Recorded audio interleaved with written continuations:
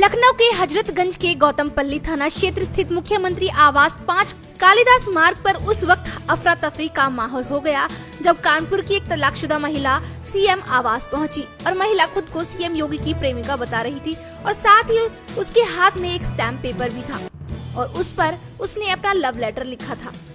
युवती का कहना है कि पिछले 1 साल से सीएम योगी ऑनलाइन सुबह से लेकर रात तक उसके साथ रहते हैं, जिसके चलते महिला को सीएम से प्यार हो गया और अब जीवन भर वो उनके साथ रहना चाहती है। महिला की इस बात को सुन आसपास के लोग इकट्ठा होने लगे। साथ ही महिला के इस बयान से मौके पर कानाफूसी होना शुरू हो गई। हालांकि महिला ने अपना लव लेटर उप मुख्यमंत्री को 2 दिन पहले दे दिया था। उन्होंने महिला को आश्वासन दिया था। हालांकि लोगों का कहना है यही है कि एक संत के ऊपर इस तरह की बातें कहना एक मूर्खता को दर्शाता है। फिलहाल मामला क्या है, क्या युवती मानसिक रूप से बीमार है या इसकी वजह कोई और है, तो यह सब पुलिस की पड़ताल में सामने आएगा। बताइए। मेरा नाम हेमा श्रीवास्तव है और कानपुर सिटी से हम हैं। आज योगी जी यहाँ पे क्या करने हैं मुख्यमंत्री आवास? यहाँ मुख्यमंत्री जी के लिए हम अपना प्रेम पत्र लेकर के आए। मेरी जो फीलिंग है उनके प्रति वो हम लिख करके इस लेटर में लाए हैं, है ना।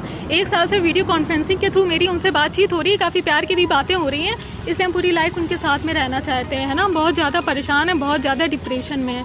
1 साल से जो वीडियो कॉन्फ्रेंसिंग हो रही है, हम चाहते हैं कि अब वो आमने सामने आकर के हमसे बातचीत करें, है ना। और ये बताएं कि जो लेटर में हमने लिखा है इन बातों में सच्चाई है कि हम झूठ बोल रहे हैं। अगर हम झूठ बोल रहे हैं तो हमें जेल भेज दें, है ना।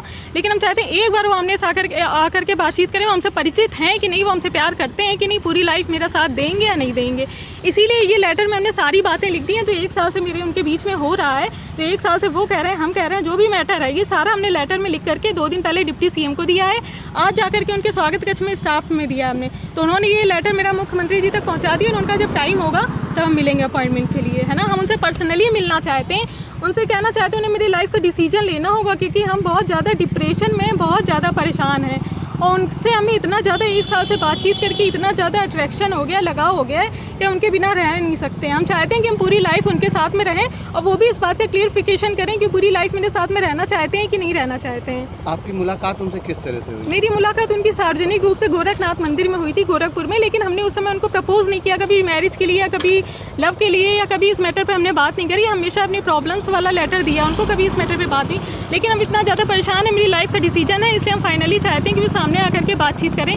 1 साल से जो वीडियो कॉन्फ्रेंसिंग हो रही है, अब वीडियो कॉन्फ्रेंसिंग के थ्रू आकर के वो स्पष्ट रूप से सामने आकर के हमसे बातचीत करें कि मेरी बातों में सच्चाई है कि नहीं है और वो पूरी लाइफ मेरे साथ रहेंगे या नहीं रहेंगे, मेरे साथ रिश्ता बनाएंगे कि नहीं बनाएंगे। हम ऐसे अकेले नहीं अपना जीवन अब बर्बाद कर सकते हैं, हम बहुत ज़्यादा परेशान हो गए हैं और सिर्फ एक बार उनसे मिलने के लिए तो कह रहे हैं। अगर इन बातों में एक भी शब्द अगर झूठ है तो हमें जेल भेज दें, है ना। जब गोरखनाथ में आपकी मुलाकात हुई, किस लिए आप गोरखपुर गए थे? हम गोरखपुर गए थे तो अपनी समस्याओं वाला लेटर लिख के गए थे कि मतलब हम फाइनेंशियल इतनी प्रॉब्लम है और फैमिली से अलग रह रहे हैं 3 साल से और हम मैरिज नहीं करना चाहते। मेरी एक मैरिज हो चुकी है, डाइवोर्स हो चुका है, अब हम सेकंड मैरिज नहीं करना चाहते। तो मेरी लाइफ का क्या होगा और मेरा क्या सेटलमेंट होगा, ये सारी प्रॉब्लम्स का लेटर हमने उनको दिया। कभी हमने उनको लव की बातें नहीं करी है, जो वीडियो कॉन्फ्रेंसिंग में बात होती है वो सारी बातें हमने उनसे नहीं करी है ना। बस यही सारी बातें करने के लिए अब हम आए। हम चाहते हैं कि अलग से हमें टाइम मिले जिससे उनसे सारी बातें कर सकें, अपनी फीलिंग बता सकें और ये जो हमने लेटर में लिखा है ये उनसे पूछ सकें इन बातों में सच्चाई है कि नहीं है, वो हमसे परिचित है या नहीं है। जैसा कि आप आज आई हैं, कल योगी जी का 2 दिन पहले भी हम आए थे, 2 दिन पहले हम आए थे। तो ये लेटर हमने डिप्टी सीएम को दिया था, उनका ये मुख्यमंत्री जी तक पहुँचा दिया जाएगा। अब आप क्या चाहते हो? हम चाहते हैं एक बार मेरी आमने सामने उनसे बातचीत हो जाए। हम उनको ये लेटर देना चाहते हैं, अपनी सारी भावनाएं उनसे कहना चाहते हैं। हम चाहते हैं मेरी लाइफ का डिसीजन कर दें कि मेरे लाइफ का सेटलमेंट कैसे होगा। अब हमें उनसे इतना ज़्यादा लगाव हो गया, इतना ज़्यादा उनसे अट्रैक्शन हो गया कि हम उनके बिना नहीं रह सकते, उनको भूल नहीं पाएंगे। इसलिए हम अपनी लाइफ का कोई डिसीजन नहीं ले पा रहे हैं, सेकंड मैरिज करें कि कहाँ जाएं, क्या न करें, मेरी ये कुछ नहीं समझ में आ रहा। मुख्यमंत्री से वीडियो कॉलिंग बात हुई आपकी, वीडियो कॉन्फ्रेंसिंग, तो उसमें मुख्यमंत्री जी ने आपसे कभी उनसे कहा ऐसा और उन्होंने क्या जवाब दिया?